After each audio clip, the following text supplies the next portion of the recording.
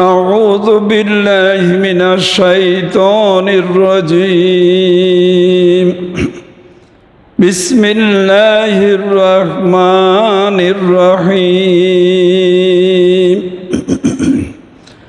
ومن يبتغي غير الإسلام دينا فلن يقبل منه وهو في الآخرة من الخاسرين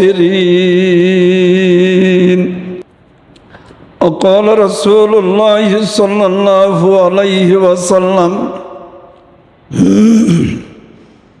يكون في آخر الزمان دجالون الكذابون يأتونكم بحديث بما لم تسمعوا أنتم وآباؤكم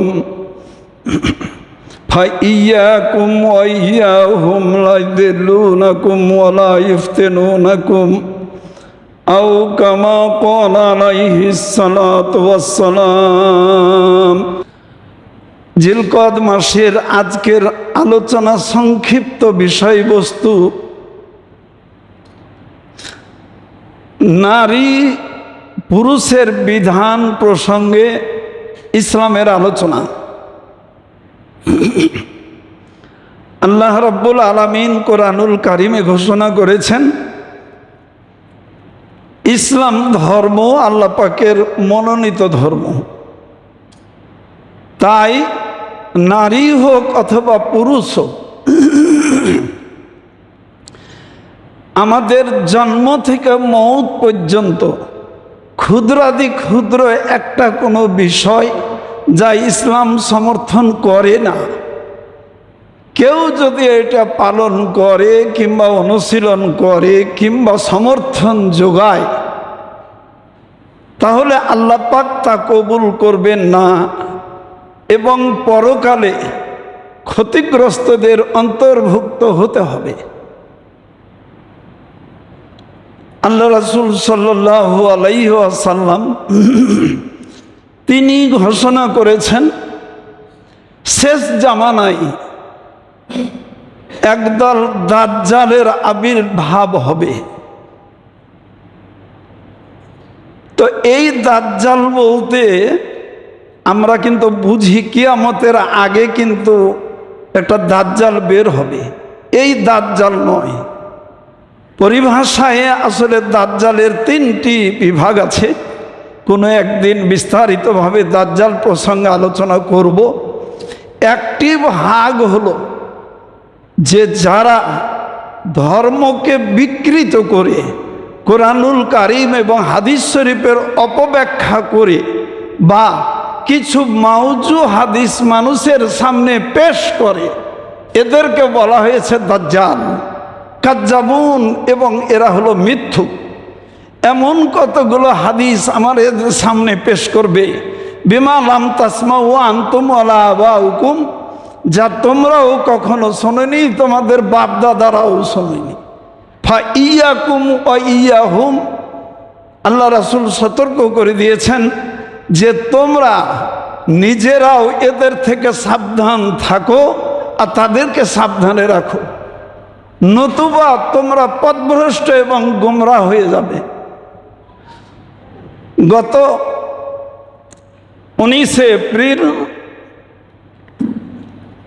আমাদের এই বাংলাদেশটাকে মহিলা বান্ধব রাষ্ট্র হিসাবে পরিচালনা করার জন্য সরকারের প্রধান উপদেষ্টার অনুমতিতে একটা নারী বিষয়ক সংস্কার কমিশন একটা রিপোর্ট পেশ করেন। যেই রিপোর্টের মূল মন্ত্র হলো, অনেক বিষয় আছে, তোর মধ্যে 30 থেকে 32টি ধারা যা ইসলামের সাথে আসলে সঙ্গতিপূর্ণ নয়। তো তারা এই যে ধারাগুলো পেশ করেছেন, এই ধারায় বিভিন্ন রকমের বৈষম্য দূরীকরণের নামে নারী পুরুষের সমতা বিধানের জন্য এই ধারাগুলো পেশ করা হয়েছে। তোর মধ্যে সংক্ষিপ্তভাবে যে একটি ধারা পেশ করেছেন যে ইসলাম ধর্ম ছেলে মেয়ে, ভাই বোন, পিতামাতা, দাদা দাদি, অর্থাৎ যেখানে পুরুষ মানুষ এবং সমপর্যায়ের মহিলা মানুষ আছে, সেখানে পুরুষদের সম্পত্তিতে ভাগ হলো 2 গুণ আর মেয়েদের ভাগ হলো 1 গুণ। সুতরাং এই ইসলাম ধর্ম থাকার কারণে নারী বৈষম্য এবং পারিবারিক বিধানে যথেষ্ট অন্তরায়। এটা ইসলাম ধর্মের কারণে নারীদের এই বৈষম্য দূর করা যায় না। বলি নাউজুবিল্লাহ মিন যালিক। এটা তাদের কমিশনের একটা রিপোর্ট। তো আমাদেরকে মুসলমান হিসাবে বুঝতে হবে যে কোরআনের আলোকে আমাদের শিক্ষিত হতে হবে, নতুবা কোরআনের আলোকে আলোকিত হতে হবে। এই দুটো পথ ছাড়া আমাদের কোনো পথ নাই।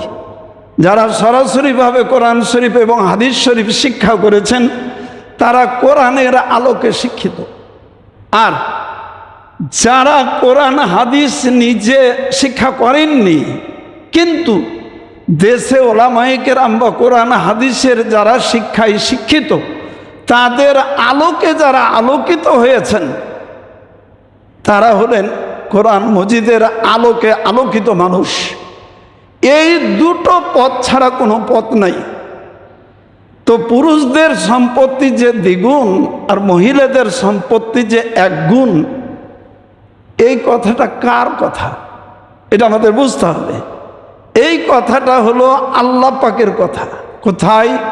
সূরা নিসায় 11 নম্বর আয়াতে বলা হয়েছে লিযাকারি মিসলু হাজ্জিল উনসায়াইন, অর্থাৎ প্রত্যেক নারীরা যা পাবে সম্পত্তি পুরুষেরা পাবে তার 2 গুণ। এটা আল্লাহ পাকের কথা। আর এই নারী বিষয়ে কমিশনের যারা সদস্য তারা বলতেছে যে নারী আর পুরুষদের এখানে সমান সম্পত্তি দিতে হবে। কথাটা বুঝি? তাহলে আল্লাহ পাকের প্রদত্ত কোরআনের বিধানের সাথে নারী কমিশনের সদস্যদের দেওয়া যে রিপোর্টের একটা গরমিল লক্ষ্য করা যায় না? যায় না? একটু খেয়াল করি। এই বিষয়ে আমি বলতে চাই যে আল্লাহ পাকের বিধানের সাথে সর্বপ্রথম বিপরীত যুক্তি প্রদর্শন করেছিলেন, এর 1 নম্বরে হেডমাস্টার ছিলেন ইবলিস শয়তান। কোথায়? আল্লাহ পাক যখন ইবলিসকে বললেন যে ইবলিস ফেরেশতাদেরকে সিজদা করো, উসজুদু লি আদামা, সিজদা করো। তো ইবলিস আল্লাহ পাকের বিধানের বিরুদ্ধে যুক্তি দাঁড় করিয়ে বলেছিল যে কেন আদমকে সিজদা করব? খালাক্তানি মিন নারিন ওয়া খালাক্তাহু মিন তিন। আল্লাহ পাক আমাকে সৃষ্টি করেছেন আগুন থেকে, আর আদমকে সৃষ্টি করা হয়েছে মাটি থেকে। তো মাটির চাইতে আগুনের মধ্যে আলো বেশি, এর মধ্যে আলো আছে আর মাটির মধ্যে আলো নাই। মাটিকে রেখে দিলে ভেদা হয়ে পড়ে থাকবে, আর আগুন লেলিহান হয়ে তার একটা কত দহন শক্তি। সুতরাং উত্তম হয়ে অধমকে এটা তো সিজদা করা ঠিক হয় না। যুক্তিটা কি খারাপ? একটু খেয়াল করি। আল্লাহ পাকের বিধানের বিরুদ্ধে যুক্তি দিয়েছিল, এর হেডমাস্টার ছিল ইবলিস। যুক্তিটা কিন্তু খারাপ ছিল না, কিন্তু আল্লাহ পাক ছিলেন ইবলিসকে যে আদমের দিকে তাকালি আর তোর নিজের দিকে তাকালি, হুকুমটা কার? হুকুমটা কার? এই দিকে তাকালি না, ফাইন্নাকা মিনার রাজিম। তাই ইবলিস আল্লাহ পাকের বিধানের বিরুদ্ধে যুক্তি দেখিয়ে এটাকে প্রত্যাখ্যান করার জন্য আল্লাহ পাক 4টা পুরস্কার দিয়েছিলেন। কি কি পুরস্কার? 1 নম্বর পুরস্কার ছিল এই সারা পৃথিবীর রাজত্ব ছিল একমাত্র ইবলিসের। সারা পৃথিবীর রাজত্বের ভার ছিল ইবলিসের, তাই এই রাজত্ব ক্যান্সেল করে দিয়েছিলেন। 2 নম্বর পুরস্কার ছিল যে জান্নাতি ইবলিস ছিল, এই জান্নাত থেকে সাথে সাথে বহিষ্কার। আর 3 নম্বর পুরস্কার হলো লক্ষ বছর ধরে ইবলিস যে ইবাদত করেছিল সমস্ত ইবাদত বাতিল। আর 4 নম্বর পুরস্কার হলো ইবলিস কিয়ামত পর্যন্ত মালউন তথা অভিশপ্ত হয়ে গেছিল। তাই এই ইবলিসের মোটামুটি ছাত্রী হিসাবে আমাদের এই বাংলাদেশে সর্বপ্রথম নারী পুরুষের সমান অধিকারে ইসলাম ধর্ম নারীদেরকে ঠকিয়েছে, ছাত্র হিসেবে ভূমিকা পালন করেছিল তাসলিমা নাসরিন। তাসলিমা নাসরিন এটা হলো বাংলাদেশে প্রথম ইবলিসের ছাত্রী। এই ঘোষণা দেওয়ার পরে রাতের অন্ধকারে একদম সুইডেন পলাতক, এটা আপনারা সবাই জানেন। আর এরপরে বাংলাদেশে একটা সংসদ নির্বাচন হয়েছিল। এই নির্বাচনে একজন মহিলা সংসদ সদস্যে আসন পেয়েছিল, তার নাম ছিল ফরিদা ইয়াসমিন। তো ফরিদা ইয়াসমিন দ্বিতীয় ছাত্রী হিসেবে ঘোষণা করেছিল যে আমি তাসলিমার মতো বলবো না যে কোরআন মজিদে ভুল আছে, এটা বলবো না, কিন্তু একটা কথা, কোরআন মজিদে যে হুকুম আছে পুরুষেরা 2 গুণ পাবে আর নারী পাবে 1 গুণ, এটা যথাস্থানে ঠিক থাকবে, কিন্তু সম্পত্তি দিতে গিয়ে পুরুষ আর স্ত্রীকে সমান সমান ভাগ দিয়ে দিলে তো কোনো গুনাহ নাই। ভালো করে বুঝতে পারলেন? আমি কোরআন শরীফের সূরা ফাতিহা থেকে সূরা নাস পর্যন্ত পড়ে দেখেছি, যদিও পুরুষেরা ডবল পাবে আর নারীরা পাবে অর্ধেক, কিন্তু যদি সমান করে ভাগ করে দিয়ে দেওয়া হয় ভাগের ক্ষেত্রে, তাহলে তো কোনো গুনাহ হবে না। এটা কোরআন মাজিদে কোথাও লেখা নাই যে গুনাহ হবে। কি বলেন? আপনারা বুঝতে পারলেন? এই সমস্ত যুক্তি খণ্ডন করতে পারবেন? একবার ভেবে দেখুন। তাই আসলে কেমনে এই যুক্তি পেশ করলো আল্লাহ রাব্বুল আলামিন সূরা নিসা 11 নম্বর আয়াতে বিধান বর্ণনা করলেন। আর 14 নম্বর আয়াতে আল্লাহ রাব্বুল আলামিন বলতেছেন যে ওয়ায়াতাদ্দা হুদুদাহু ইদখিলুহু নারান খালিদান ফিহা ওয়ালাহুম আযাবুম মুহিন।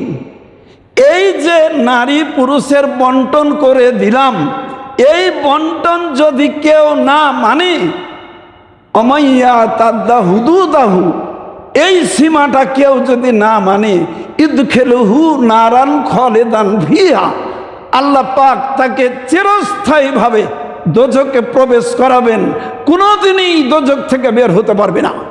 ওয়ালাহুম আযাবুম মুহিন, আর তাদের জন্য শক্ত আযাব আছে। কি বলেন? কোরআন শরীফে এই বিধান যদি কেউ না মানে, গুনার কথা উল্লেখ আছে না নাই? উল্লেখ আছে না নেই? একটু খেয়াল করে দেখি। তাই আসলে এই সমস্ত যারা কোরআনের শিক্ষায় শিক্ষিত নয় বা কোরআনের শিক্ষার আলোকে আলোকিত নয়, এদের শিক্ষা দীক্ষাটা ঠিক তদ্রূপ যেমন কানার হাতি দেখা হয়। 6 কানা হাতি দেখতে গেছে, চোখ তো নাই, তো 1 কানা হাতির পিঠ লেড়েছে, 1 কানা পেট লেড়েছে, 1 কানা পা লেড়েছে, 1 কানা নেঁজ লেড়েছে, আর এক কানা সামনের কান লেড়েছে, একজনের দাঁত লেড়েছে। এ কইছে হাতি কেমন দেখলে? তো যে পিঠ লেড়েছে ও কইছে হাতির একদম খাটের মতো, আর যে কানা পেট লেড়েছে ও কইছে ধানের গোলা যেমন হয়, হাতি কিন্তু এরকম গোলার মতো। আর যে হাতির পা লেড়েছে সে তো বলতেছে যে হাতি একবারে থামের মতো, আর যে নেঁজ লেড়েছে কইছে হাতি তো লাঠির মতো। আর যে কান লেড়েছে ও কইছে হাতি কুলার মতো, আর যে দাঁত লেড়েছে ও কানা কইছে হাতি মুলার মতো।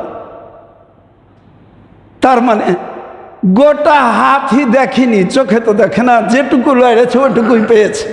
তো এইরকম যুগে যুগে ফরিদে ইয়াসমিনের মতন কিছু ডিম পাড়া নব্য অশিক্ষিত পণ্ডিতের আবির্ভাব হবে, এটা আল্লাহ রাসূলই বলেছেন। এরা কোরআন এবং হাদিসের অপব্যাখ্যা করবে এবং এরা হলো উম্মতের দাজ্জাল।